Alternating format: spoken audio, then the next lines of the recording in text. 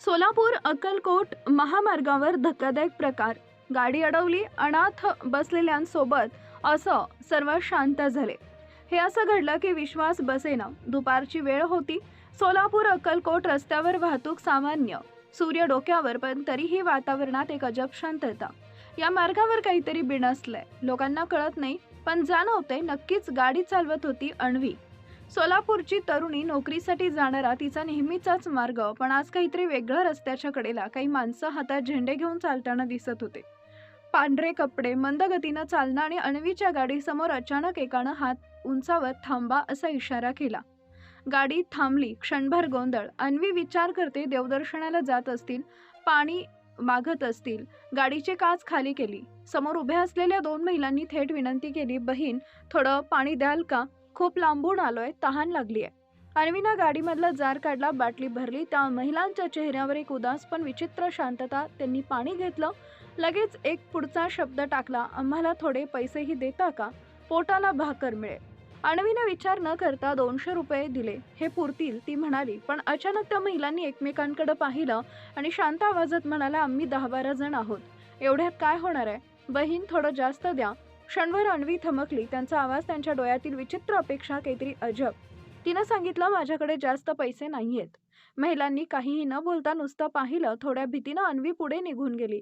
रस्त्यावर पुढे 2 ते 3 किलोमीटर गेलेली नव्हती आणि तिथं पुन्हा नेमका तसाच दृश्य. तोच रस्ता, तेच कपडे, तशीच पाण्याची मागणी. यावेळी मात्र अण्वीला काहीतरी चुकीचं वाटत असल्याची खात्री पटली. हे योगायोग नाही, हे तिच्या मनात आवाज उठला. ती कार फिरवते, हृदय जोमानं धडधडतंय. पाठीमागे सगळंच तसंच, लोक, तशीच शांतता. अण्वी जेव्हा त्या जागी ग्रुपशी पोहोचते, तेव्हा तेथील दृश्य पाहून तिचा श्वास अडकतो. त्यांना तिनं पाणी व पैसे दिले. तेच लोक, कपडे, तेच पुन्हा इतरांकडे मदत मागण्याचा तोच अभिनय, तेच लोक. जणू तिला पाहताच अस्वस्थ झाले. ओळख पटल्यासारखं वाटलं. एकानं चेहरा झाकला, दुसऱ्यानं अचानक पळ काढला. बाकीचे तोंड फिरवून काहीच घडलं नाही अशा भावनेत उभे.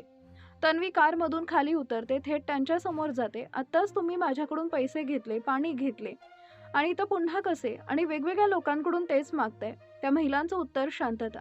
फक्त शांतता. काही जण चेहरा झाकत पळू लागतात. एक जण घाबरून म्हणतो, काय मॅडम, तुम्हाला काय हवे? आम्ही तर फक्त मदतच मागत होतो ना. अण्वीचा संताप ओसंडून वाहतो. ही मदत आहे की लोकांच्या भावना खेचून फसवणूक? जितके लोक तिथं, तितकीच त्यांच्या चेहऱ्यावर अपराध भावना आणि भीती. संपूर्ण रस्ता त्या क्षणी जणू वारा देखील थांबला. लगेच अण्वी मोबाईल काढते. संपूर्ण प्रकाराचा व्हिडिओ रेकॉर्ड करू लागते. तिच्या आवाजात कंप आहे, भीती नाही. लोकांच्या श्रद्धेचा, दानधर्माचा असा गैरवापर.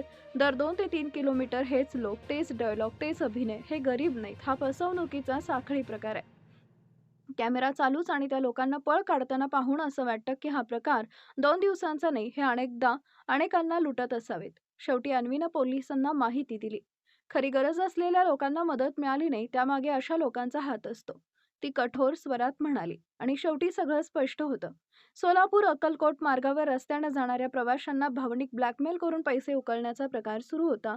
पाणी मागण्याच्या बहाणा, देवदर्शनाचा आवन्न, 10-12 जण आहोत असं सांगून पैसे दाबून काढणं आणि काही पावले पुढे जाऊन पुन्हा दुसऱ्यांकडे, हाच नाटकीपणा प्रकार. अण्वीनं उघड केला नसता तर लोकांची फसवणूक झाली असती, कुणास ठाऊक. संपूर्ण सोशल मीडियावर हा व्हिडिओ चांगलाच व्हायरल होतोय. कमेंट्समध्ये लोक संतापले. काही जण तर म्हणाले, असल्या लोकांमुळं खऱ्या गरिबांची सोय होतीये.